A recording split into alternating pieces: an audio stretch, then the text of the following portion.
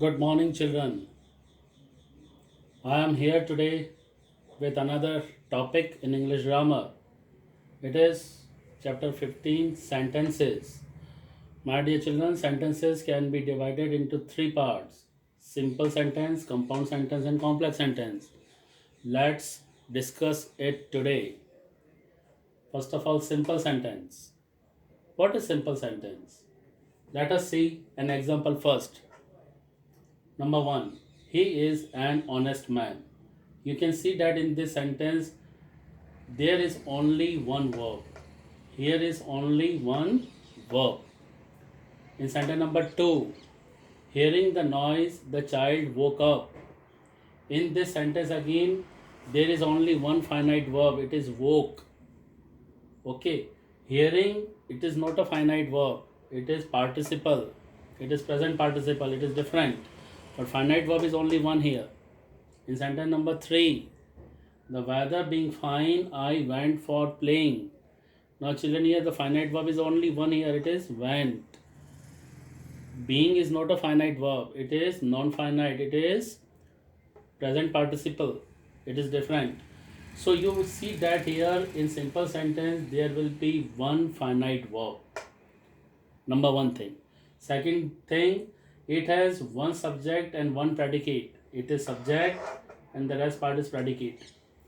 It is also here the child, subject, the rest part is predicate. Here the subject is here again I, and the rest part is predicate, and one finite verb. In every sentence here is woke, went. Here is only one finite verb. So in simple sentence there will be one subject and one predicate, or as you can say that there will be one finite verb. So it is important here. Next, compound sentence. What do you mean by compound sentence? Compound means it is combination of two. Compound. Let us see an example. Number 1, he worked hard and won the scholarship. Now children, you can see that there are two clauses. Number 1 clause is he worked hard. Second clause is he won the scholarship. But both are joined with and.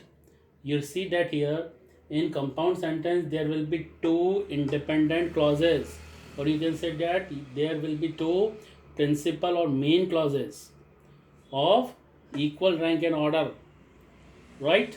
And they will be joined with and, but, or, and, but, or. Let us see example number 2. I called him, but he did not reply. So again here there are two clauses here. I called him. Second clause is he did not reply. Both are independent clauses. Got it? And both are joined with but. So when two clauses are joined with the but, it is also a compound sentence. Example number 3. Follow the rules or you will be punished. So again, these are two independent clauses, or you can say that here principal or main clauses, and joined with or. So that is why again it is a compound sentence. Follow the rules. It is one independent clause. You will be punished. It is another independent clause, and both are joined with or. So you see that here in compound sentence there are two independent clauses. You can say that here independent clauses, principal clauses, or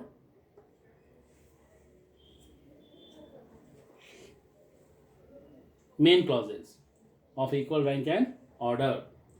Now let's move ahead.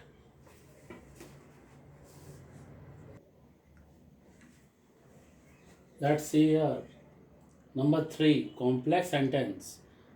My dear children, let us take an example first. Number 1, don't talk while the teacher is teaching. In this sentence, there are two clauses. Clause number 1 is don't talk, and clause number 2 is the teacher is teaching, and both are joined with while. So my dear children, in complex sentence there will be one principal clause. It is sure, it is definite. There will be at least one principal clause. Here principal clause or main clause is one. This is don't talk. and the rest part it is subordinate clause. So the teacher is teaching, it is subordinate clause here. So, and both are joined with while it is subordinating conjunction. So that is why it is a complex sentence, right? Next, number 2, while the teacher is teaching, for example, while the teacher is teaching, now the meaning is not getting complete without this one. So it is important that here it must have one principal clause. Next, number 2, take an umbrella in case it rains. Now see here, in this sentence again there are two clauses, take an umbrella, and second is here, in case it rains. So take an umbrella, it is principal clause, and in case it rains, it is subordinate clause. So in case it rains, it doesn't make the full meaning, full sense. That is why it is dependent here.